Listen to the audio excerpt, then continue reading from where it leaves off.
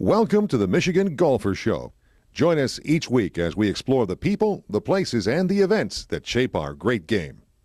For a day, Betty Richart, who's only 100 today. Yes. How do you feel? Oh, I feel younger than ever. I feel like time is standing still. So I'm not getting older, I'm just getting younger. Of course.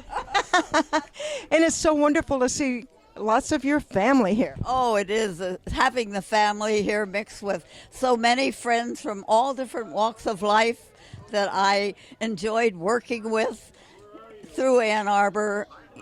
I feel very privileged, and thank you so much for asking.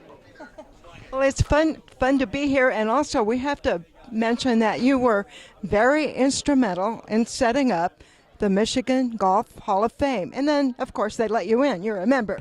Yes, I know. That's the only way I got in, probably. But I was thrilled to be part of that because the Golf of Fame for Michigan is a very important cog in the wheel. And it certainly identifies the outstanding players who have earned, usually through their performance. I think not many have trophies because of speaking, but they're all good speakers. That's a good way to put it. Yeah. Well, it's been quite an experience being involved with the golf game, and knowing it from the time I was 5 years old makes me feel like I'm an old, I was going to say HAG, but I'm going to say old pro. And elderly statesperson, ladies and gentlemen. yes, that's a better word. I Yes, couldn't come on, think. give it up. I know I couldn't give it up. That's right. But it was a privilege to be part of it. And actually, my father applied for the USGA license. I believe perhaps 2 or 3 months after the course was completed, because the first thing he wanted to do to have a recognition from the United States Golf Association. And so I know he went to New York City, and that was all very vague to me, but I was always glad to hear that he was going forward with something in the children's name, because there were 5 of us all wanting to play golf. And you need recognition in our country to accept it in many competitive events, as you all know. And so the children were all anxious to make it from South Jersey to Philadelphia to compete at Marion, all of the famous courses. We played our junior events in Philadelphia. So that's the only way we got involved with the game amateurly. What was it? Amateur. What was it like playing on the Duke golf team when you were a girl and there weren't too many? Well, that was the one correction I've made, and I haven't reached far enough because my father transferred me to Duke University because he was thinking I was getting too interested in a Navy officer. And so my brother was at Duke, and he was on the golf team. He was on second year. And so they thought there was going to be a niche for me at Duke University. But I never had the opportunity because 2 weeks after I arrived, my brother was off in an airplane to be in the Navy, a flyer, and the war was on, and there was no golf being played, and I finished that semester and then did not go back to Duke. I think I waited 1 year and then completed my degree at Illinois. But most people who are actively involved in golf know that I never made it on the varsity team because it wasn't active when I was there. That's really a shame. But in the meantime, things have changed, and you've been very instrumental in making a lot of those changes. You've promoted Michigan golf and Michigan women's golf more than anybody. Well, I don't I thank you for the credit, but I don't really deserve the credit. All right, retake that then. You want to take credit? That's No? right. No, well, I want to be accurate, but I know I'm Yes, speaking to the of course. professional. I know how you know the records because I followed you around a lot of years.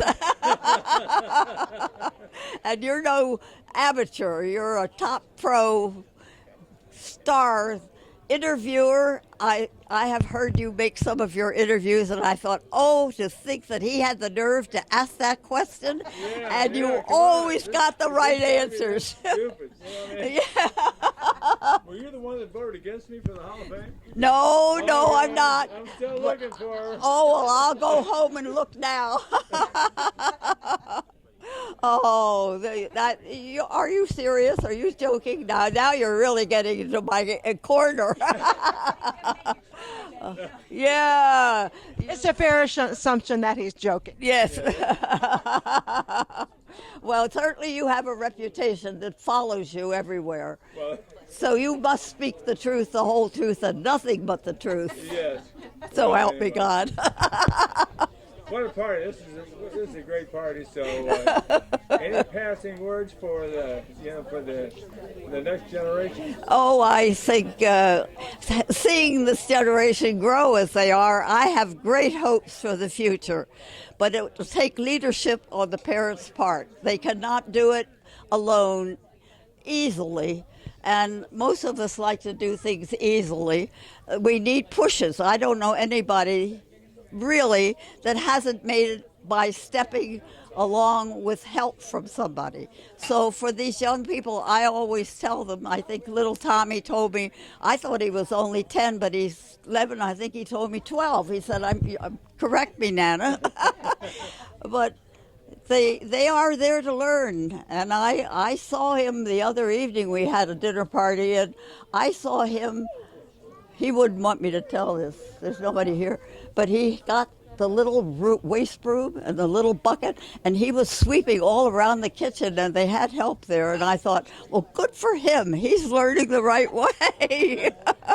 But the young people are ready to learn, and it's wonderful to know them and to see them pick up manners and then all of a sudden say the right thing, and you look at them and think, well, where'd they learn that?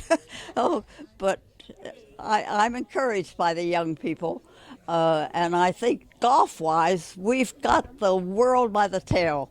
I just see these children want to learn and learn so fast. When you look at their little backswings on their maybe about the fourth or fifth time they've been there, they get the idea of the little arm correct and the wrist coming through, and I think, goodness, I'd like to have a hold of that little boy because he knows what he's doing. But it's exciting. Young people golf is one of the sports for young people, and I can't say that I could speak as an expert on any other sport except I like to ride, but I probably got on the horse more backwards and forwards and many times sideways.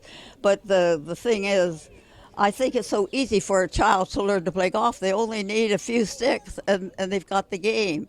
And now we've made it possible by the low entry fee for playing that a child can get on the course, I think, between $3 and $5. This is all season. Yeah. And so this is a great opportunity. It wasn't there when I was little growing up. GAM, right?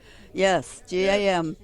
Well, it's very interesting to see so many folks in your family that the game has been passed down to your kids and your grandkids and your great-grandkids. Yes, it's fun, but I think they do it survival of the fittest.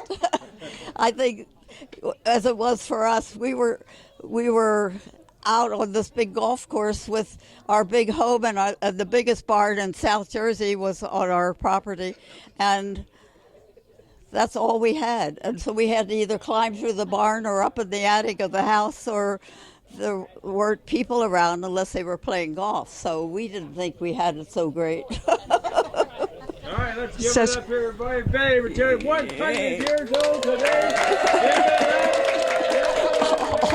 Thank you, darling. Thank you. Oh, it's so...